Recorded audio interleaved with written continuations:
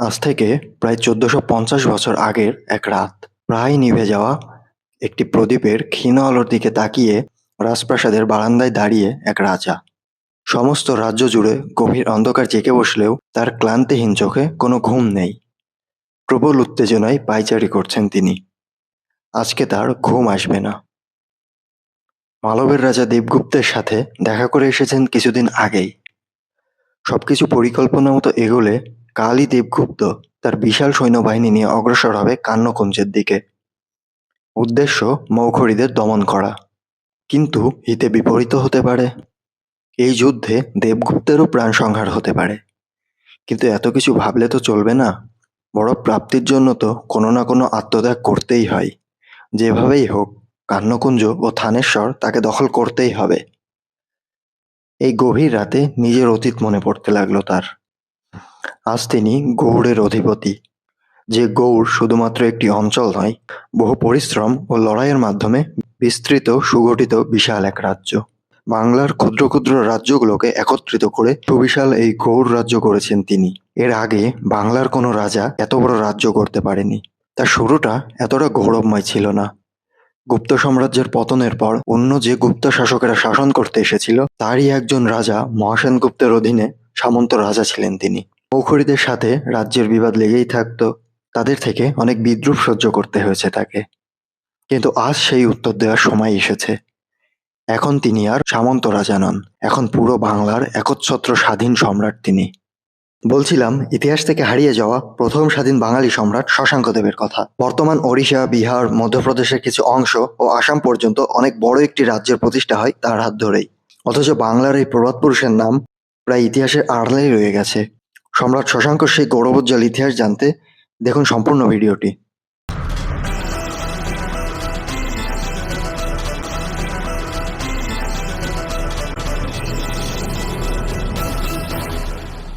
৪৬৭ খ্রিস্টাব্দে স্কন্দগুপ্তের মৃত্যুর পর গুপ্ত সাম্রাজ্য দুর্বল হয়ে পড়ে। বারবার হুন আক্রমণের ফলে দ্রুতই গুপ্ত সাম্রাজ্যের পতন ঘটে। এরপর ষষ্ঠ শতাব্দীতে কিছু শাসক গুপ্ত উপাধি ধারণ করে, যাদের পরবর্তী গুপ্ত শাসক বলা হতো। এদেরই একজন মহাসেন গুপ্ত। মহাসেন গুপ্তের একজন সামন্ত রাজা ছিল শশাঙ্কদেব। মহাসেন গুপ্তের মৃত্যুর পর বাংলার ক্ষুদ্র ক্ষুদ্র রাজ্যকে ক্রমে একজোট করে গৌড় রাজ্য প্রতিষ্ঠা করেন। তৎকালীন বাংলা পুন্ড্র, বরেন্দ্র, বঙ্গ, গৌড়, সমতট, রাঢ়, হরিকেল প্রভৃতি জনপদে বিভক্ত ছিল। শশাঙ্ক সমস্ত জনপদের উপর কর্তৃত্ব প্রতিষ্ঠা করে তার রাজধানী স্থাপন করেন কর্ণ সুবর্ণে। শশাঙ্কের জন্মের ইতিহাসও কোথাও পরিষ্কারভাবে পাওয়া না গেলেও ধারণা করা হয় কর্ণ সুবর্ণের আশেপাশেই তার জন্মস্থান। বর্তমান মুর্শিদাবাদ জেলাতে একসময় কর্ণ সুবর্ণ বা কাঞ্চন নগরী প্রতিষ্ঠা করেছিলেন রাজা কর্ণদেবের ছেলে। মগধের পশ্চিম প্রান্ত, যেটা বর্তমান বিহারের শাহাবাদ জেলায় অবস্থিত, রোহিতাসগড় নামের পাহাড়ি দুর্গের একটি সিলমোহরে তার পরিচয় পাওয়া যায়। সেখানে লেখা ছিল শ্রী মহাসামন্ত শশাঙ্ক দেবস্য। অনেকে ধারণা করেন যে তিনি প্রাচীন উপজাতি কাইমুরের একজন বাসিন্দা, কিন্তু শশাঙ্ক ছিলেন কট্টর শৈব ব্রাহ্মণ। ষষ্ঠ শতকের শেষে মগধ ও গৌড়ের আধিপত্য ছিল মহাসেন গুপ্তের হাতে। কিন্তু মালবের রাজা দেবগুপ্ত মহাসেন গুপ্তকে পরাজিত করলে মহাসেন গুপ্ত মালওয়াতে পালিয়ে যায়। পরাধীনতা থেকে মুক্ত হয়ে শশাঙ্ক ৬০৩ সালে হয়ে ওঠে গৌড়ের অধিপতি। দেবগুপ্তের সাথেও তার খুব বন্ধুত্বপূর্ণ সম্পর্ক স্থাপিত হয়। ধীরে ধীরে তার সাম্রাজ্য বিস্তৃত হতে থাকে। গৌড়াধিপতি হওয়ার পর সিংহাসনের আরোহণের স্মৃতি ধরে রাখার জন্য বঙ্গাব্দ চালু করেন। সৌরবিজ্ঞান ভিত্তিক গাণিতিক হিসাব করলে ৫৯৪ সালের ১২ এপ্রিল সোমবার থেকে বঙ্গাব্দ চালু হয়। অনেকে ধারণা করেন বাংলা সনের প্রণেতা সম্রাট আকবর, কিন্তু সম্রাট আকবর বাংলা সন চালু করলে এখন ১৪৩১ বঙ্গাব্দ হওয়া অসম্ভব। অনেকে এটা ধারণা করেন যে শশাঙ্কদেব ৫৯০ সাল থেকে রাজত্ব শুরু করেন। আসলে সম্রাট শশাঙ্কদেবের রাজত্বকালের কোনো সঠিক তথ্য ইতিহাসবিদদের কাছে নেই। যে দুটি প্রধান গ্রন্থ থেকে সম্রাট শশাঙ্কের কিছু তথ্য পাওয়া যায়, সেই গ্রন্থ দুটিও অনেক বিতর্ক সৃষ্টি করে। এ বিষয়ে পরে বিস্তারিত বলছি। শশাঙ্ক পুরো বাংলার অধীশ্বর ছিলেন। এর আগে বাঙালি কোনো রাজা এত বড় সাম্রাজ্য প্রতিষ্ঠা করতে পারেনি। কিন্তু স্বাধীন বাংলার স্বপ্নদ্রষ্টা শশাঙ্ক এতে স্থির হয়ে বসে থাকতে পারেননি। শশাঙ্কের সিংহাসনে আরোহণের অনেক আগে থেকেই গৌড় ও কান্নকুঞ্জের মধ্যে বিবাদ চলমান ছিল। শশাঙ্ক তাই তখন কান্নকুঞ্জের মৌখরী রাজবংশকে দমন করতে উদ্যোগ নেন। মৌখরীর রাজা ঈশান বর্মা তার ছেলে গ্রহবর্মার সাথে থানেশ্বরের পুষ্যবতী রাজবংশের রাজা প্রভাকর বর্ধনের মেয়ে রাজশ্রীর বিয়ে দেন। এতে করে মৌখরী ও পুষ্যবতী বংশের মধ্যে মৈত্রী গঠিত হয়। আফসার শিলালিপিতে প্রাপ্ত তথ্য অনুযায়ী শশাঙ্ক কামরূপ আক্রমণ করেন, যেখানে ভগদত্ত বংশের রাজা সুস্থির বর্মার দুই পুত্র সুপ্রতিষ্ঠিত বর্মা ও ভাস্কর বর্মাকে পরাজিত করেন এবং মান রাজাকে হারিয়ে দক্ষিণের দণ্ডভুক্তিকেও জয় করেন। তাছাড়াও শশাঙ্ক কলিঙ্গ দেশে আক্রমণ চালিয়ে তৎকালীন ওড়িশার অঙ্গদরাজকে পরাজিত করে ওড়িশার চিল্কা পর্যন্ত তার রাজ্য সীমানা প্রসারিত করেন। এদিকে কান্নকুঞ্জ ও থানেশ্বরের মৈত্রীশক্তিতে যোগ দেয় কামরূপের ভাস্কর বর্মা। অন্যদিকে শশাঙ্ক ও তার বন্ধু দেবগুপ্তও প্রস্তুত ছিল তাদের উপর আক্রমণ করতে। এরকম উত্তেজনাময় মুহূর্তে প্রভাকর বর্ধনের মৃত্যু হয়। শশাঙ্কের নির্দেশে দেবগুপ্ত তার সম্মিলিত বাহিনী নিয়ে অগ্রসর হয় কান্নকুঞ্জ বা কানৌজের মুখরিদের দমন করতে। কিন্তু সেখানে পৌঁছানোর আগেই দেবগুপ্ত কানৌজের রাজা গ্রহবর্মাকে হত্যা করেন।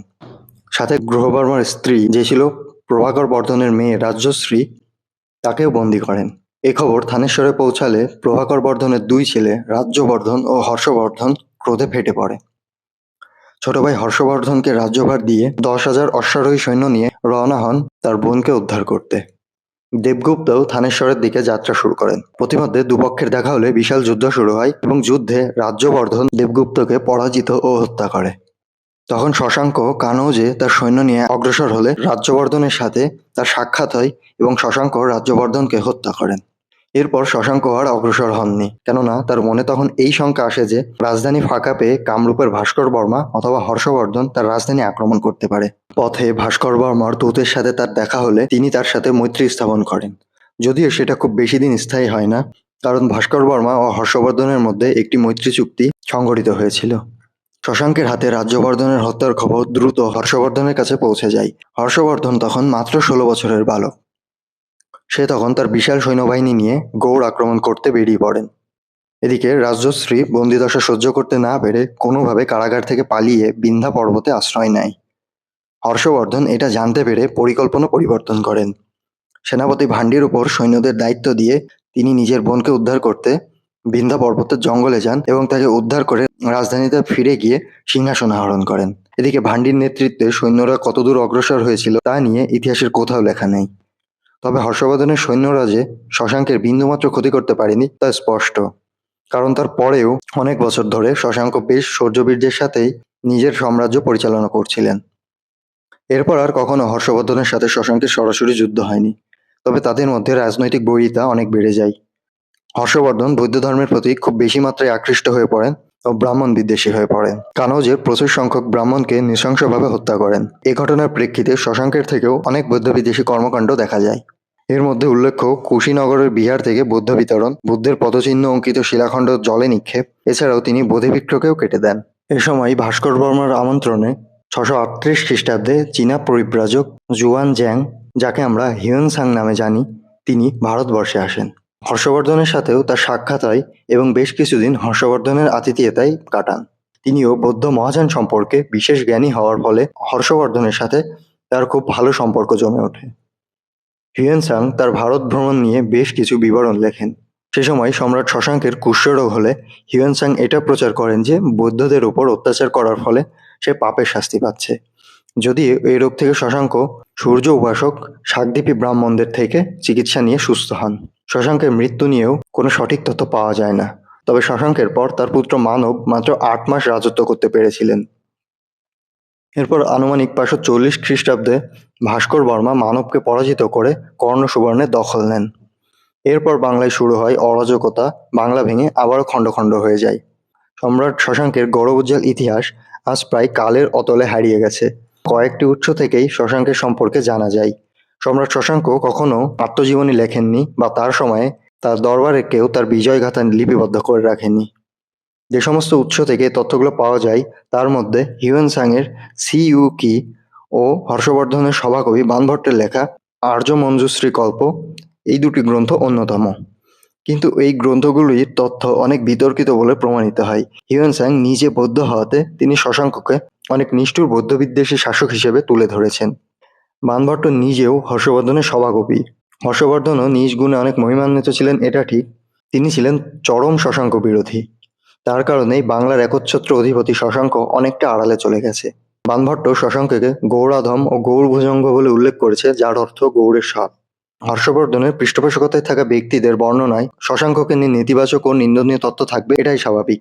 মেদিনীপুর থেকে প্রাপ্ত লিপি, খড়গপুরের এগরা থেকে আবিষ্কৃত লিপি, শশাঙ্কের অধীনস্থ গঞ্জাম তথা উড়িষ্যার রাজা মাধব বর্মার তাম্রশাসন, রোহিতাসগড়ের প্রাপ্ত সিলমোহরের ছাঁচের লেখা থেকে সম্রাট শশাঙ্ক সম্পর্কে অনেক গুরুত্বপূর্ণ প্রমাণ পাওয়া যায়। বাঙালি লোককথা ও কিংবদন্তি অনুসারে রাজা শশাঙ্কের নির্দেশে সরসংখ্যা দিঘি খনন করা হয়েছিল। বর্তমান মেদিনীপুরে অবস্থিত সরসংখ্যা হলো একটি বিশাল দিঘি, যার পরিমাণ 140 একরের বেশি, যেটি মোটামুটি 80টি ফুটবল মাঠের সমান। একবার শশাঙ্ক তার মায়ের সাথে পবিত্র তীর্থযাত্রায় যাচ্ছিলেন এবং পথিমধ্যে যমুপাতি গ্রামে শিবির স্থাপন করেছিলেন। সেখানে তার মা স্থানীয় আতিথেয়তায় মুগ্ধ হয়েছিলেন। তিনি তাদের জিজ্ঞাসা করলেন তাদের ফলন এত কম হয় কেন। গ্রামবাসীরা জবাব দিল যে তারা জলের তীব্র ঘাটতিতে ভুগছে। শশাঙ্কের মা তার ছেলেকে গ্রামবাসীদের জন্য কিছু একটা করার জন্য অনুরোধ করেছিলেন, যাতে তাদের জলের সমস্যার সমাধান হয়। তার মায়ের ইচ্ছাকে প্রাধান্য দিয়ে শশাঙ্ক তার খাপ থেকে একটি তীর বের করে ঘোষণা করেছিল যে যতদূর পর্যন্ত তার তীর পৌঁছাবে ততদূর পর্যন্ত তিনি একটি জলাধার খনন করবেন। এইভাবে 3 বছরের ব্যবধানে এবং স্থানীয় অভিজাতদের সহায়তায় সরসংখ্যা দিঘিটি খননের কাজ সম্পন্ন হয়েছিল। হিউয়েন সাং বা বানভট্টের গ্রন্থগুলিতে সম্রাট শশাঙ্ককে যতটা বৌদ্ধবিরোধী নিষ্ঠুর শাসক দেখানো হয়, বাস্তবেও তিনি ততটা বৌদ্ধবিরোধী ছিলেন না।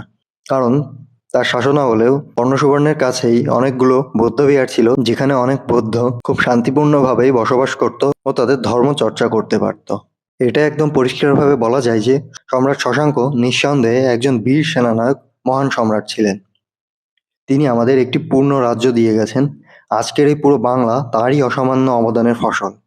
বাংলাকে তিনি একটি সীমানা দিয়ে গেছেন। এই মহান রাজাকে নিয়ে যত নেতিবাচক সমালোচনায় থাকুক না কেন, তার অবদানকে তুচ্ছজ্ঞান করার সাধ্য কারো নেই এবং কখনো হবেও না। তো বন্ধুরা, এই ছিল আজকের ভিডিওটি কেমন লাগলো তা অবশ্যই কমেন্টে জানাবে এবং ভালো লাগলে অবশ্যই লাইক করবে, বন্ধুদের সাথে শেয়ার করবে এবং এরকম আরও অনেক ইনফরমেটিভ ভিডিও পেতে চ্যানেলটিকে সাবস্ক্রাইব করো। ধন্যবাদ।